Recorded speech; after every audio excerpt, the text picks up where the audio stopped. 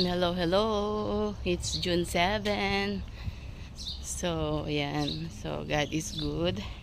Dito na naman tayo. So, going to town. Saturday, day off. Actually, hindi sana malalabas kasi alam mo yung pakiramdam mo, masakit lahat ng mga katawan. Dahil sa pagod, sa puyat. But thankful kasi God is good. And asking na God's protection, cover me by His blood.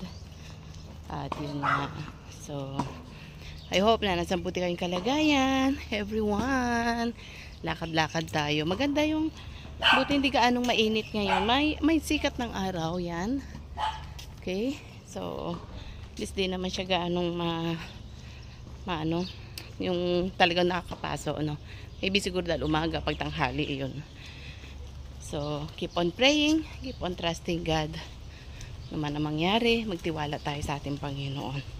Kasi di naman niya tayo iwanan, ni pababayaan. So, yan ang pinaka-the best sa ating Panginoon. Okay? So, nandyan na tayo sa kalsada. Yan. Okay, shalom everyone. The peace of God be upon you all. And God bless you all. Bye for now.